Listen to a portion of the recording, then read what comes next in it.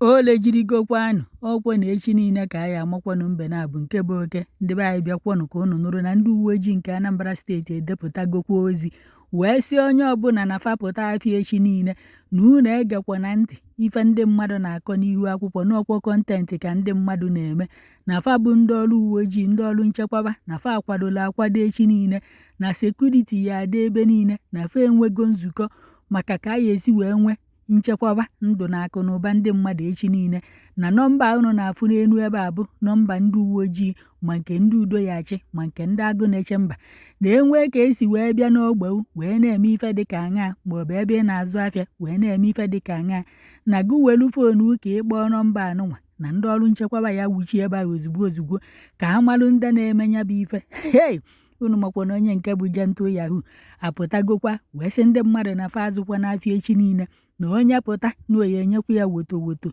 na ya na soro udo nwa Mgbafọ na fa na-abụ ya etinye ọkpa n'otu akpa ụkwụ okotorigba onye nke a na-akpọ ịma pawafụ wee pụtakwa wee dee nke ya ede wee sị na ọda niile unu na-anụ asị nọ ndị IPOB na-enye na ndị mmadụ apụtakwa n'ile echi niile na ọ bụlọkwa fanwa na akafa adịghọkwa ya na onye chọkwara ịpụ apụ echi niile pụọ na ndị IPOB na fasị ọkwa na echi niile bụ isi tatuum na onwe ebe onye chọrọ ije nya jee biko nukenu nke onye aya ege kedu na ebe akwụna ya maka afụzi na na-apịzi ndị Igbo karimudu onye apịrịsị ibe onye apịrịsị ibe onye apịrịsị ibe otu birigokwanụ chari nwa Mgbafọ tịkpọrọ unu na ya hawa akpụpụta mmadụ akpụpụta ka ọ zụọ afịa echi niile na ọ bụrụkwa na unu abịaghị afịa na unu ya nọgidezi n'ụlọ ntụ unu si wee nọrụ n'ụlọ Mọnde na unu si etu ahụ wee nọrụ wee luo otu uwe isi na-abịa o wee mara na ya akpọpenya bụ ime afịa ọ kwadokwala akwado na kwonu ka o si wee gbachi Ọnịcha main market since 1 week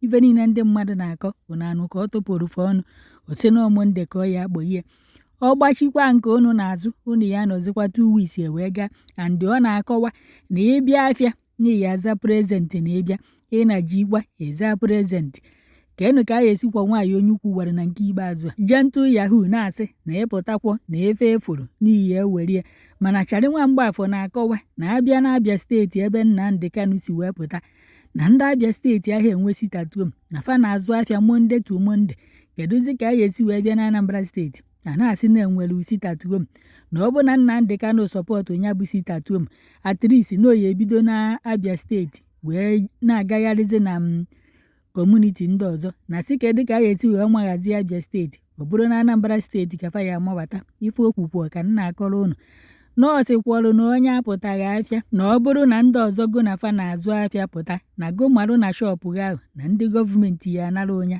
ama ukwu okwono nwere ego a ya enye na ife o kwuru bụ na ndị gọọmenti ya anara onye wee werie wee nye ndị ọrụ nche ka fa wee nọrọ ebe ahụ wee na-eche ndị na-azụ afịa n'ime afịa nche kedụnụ nke a ya eso na ife ndị ọrụ uwe ojii ndị Anambra steeti na-akọwa abụ na onye ọbụla pụta jee ebe ị na-eje na fa nwere sekuriti ya echekwaba ndụ na akụ na ụba ndị mmadụ n'okwo na echi niile ka udo ma na udo ka ya ekwe n'aka hei ọ gịnị ka a ya afụ echi bikonu chi nke efogokwa efo n'oke otu wee fo ka a na-akọzikwa ọ na-abụ ndị nwee chọpụ eje na ka agbachikwa chọpụ fa ka fa nọ n'ụlọ 2 weeks onye aka mma ka ọfa jee ka fa gbaghee chọpụ fa zaa prezentị kedụnụ nke ka mma ekenekwanụ m unu Yeah, my wonderful people of Biafra. Good morning, good afternoon, good evening, depending where you are watching me from.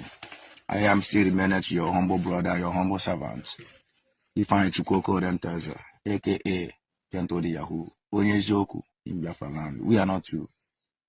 I want to bring a very quick information. But before I proceed, I have to say Happy New Year to all my people, all wonderful people of Biafra all over the continent.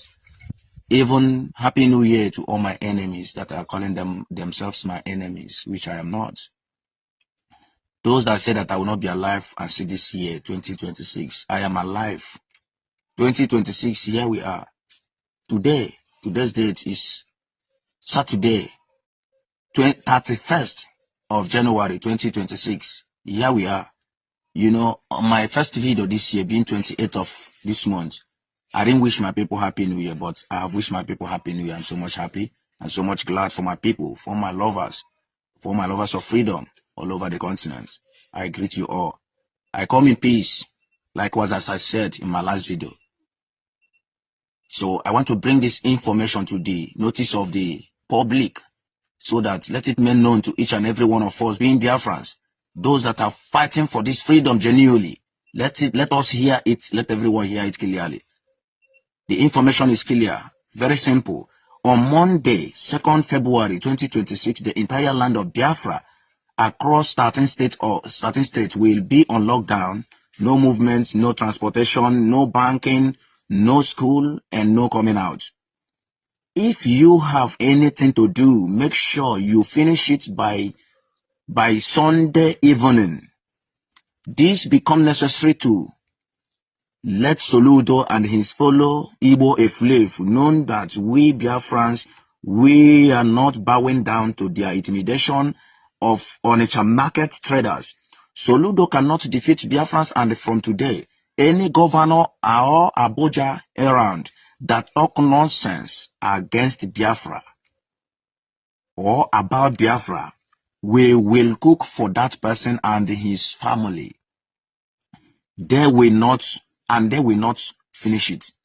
Our land has been quiet, but Soludo put this fire on Biafra land. We will not warn you again, Soludo. We will not warn you again. Final warning to the Nigerian army, Nigerian police. If you obey Soludo and intimidate our own people, it is a promise, not a threat. You must hear from us. Release Nnamdi Kanu, Onyendu, #1 citizen of Biafra land. Release him and let there be peace in Southeast. God bless Biafrans. God bless all of us of freedom all over the world. And God bless the world leaders, Donald J. Trump, Netanyahu, and all the rest of them. May God bless all of you for your efforts towards the massacre of Igbos in our land. For interfering in the massacre of Igbos in our land. We really appreciate. I still remain gentle the Yahoo. We are not two. God bless all of you.